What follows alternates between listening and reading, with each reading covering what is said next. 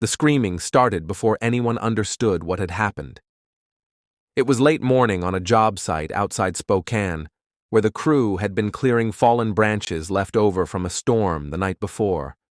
The machine at the center of the work area, a commercial wood chipper mounted on a trailer, was already running, its engine loud enough to drown out most of the chatter.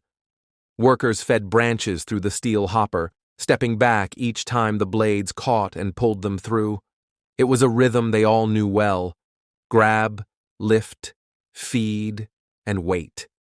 But one man broke that rhythm when he slipped on wet debris and disappeared toward the machine faster than anyone could react.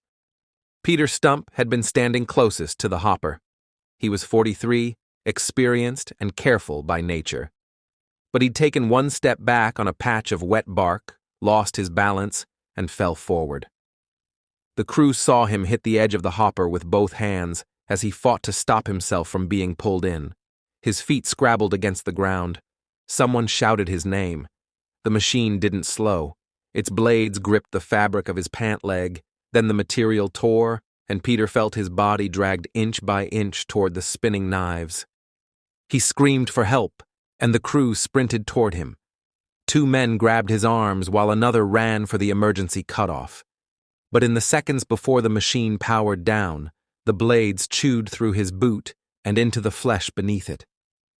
Peter felt the shock of impact, the tearing, grinding pressure, and then a burst of pain so intense he could hardly process it.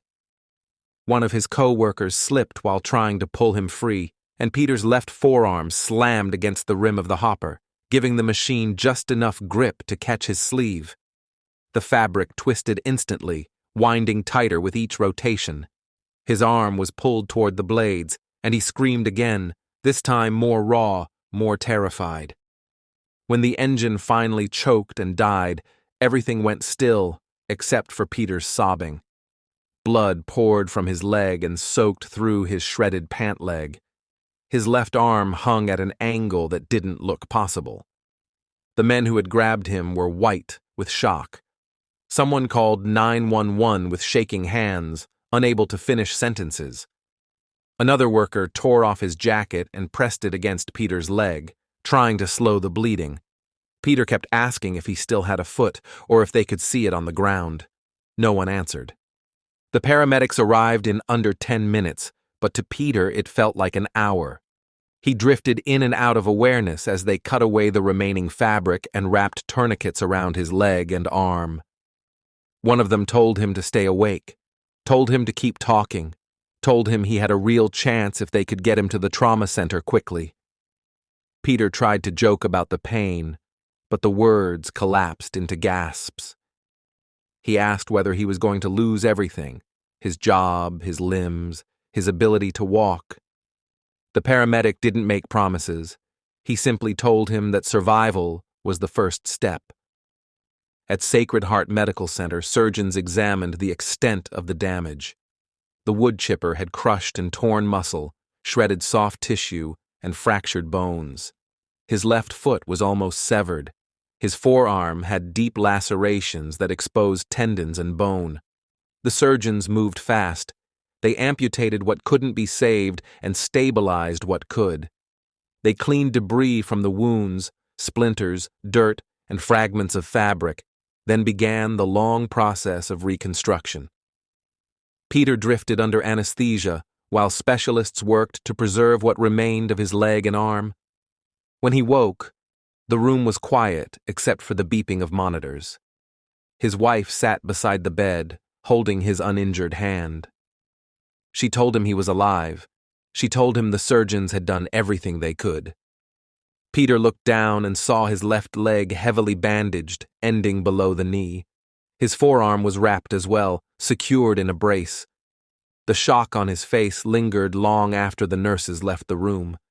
He whispered that he remembered everything: the slip, the drag, the sound of the blades, and that he still felt the moment the machine tore into him. Rehabilitation started within days. What remained of his leg had to be strengthened for a future prosthetic. His arm required physical therapy to restore movement and grip. At first he couldn't bear the exercises.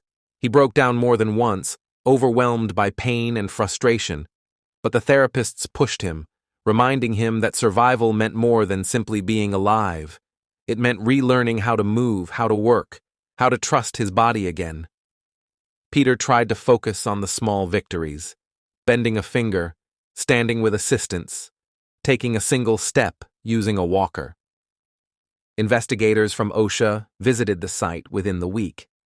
They photographed the machine, took statements from the crew, and examined the conditions that led to the accident. The wood chipper was functioning within safety guidelines.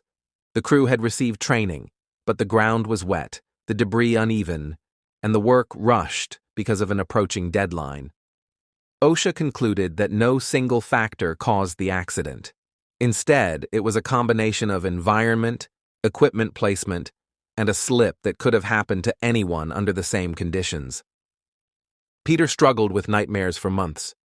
He woke hearing the engine. He relived the feeling of being pulled toward the blades. His therapist explained that trauma often outlasts physical injury, and he had to learn how to separate the memory from the fear. Slowly, he returned to parts of his old life. He learned to use his prosthetic with surprising determination. He regained partial function in his arm. He even visited the job site one afternoon, not to work, but to confront the place where everything changed. He stood next to the machine, cleaned, locked, and silent, and stared at it for a long time without saying a word. Friends asked how he survived. Doctors asked how he stayed conscious long enough for help. Peter never had an answer.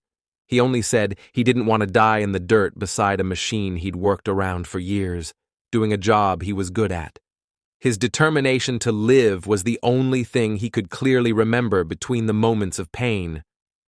Months after the accident, Peter walked into the therapy center on his own, moving carefully but confidently. His arms still bore scars that would never fade, but he had enough strength to lift objects and enough movement to perform daily tasks.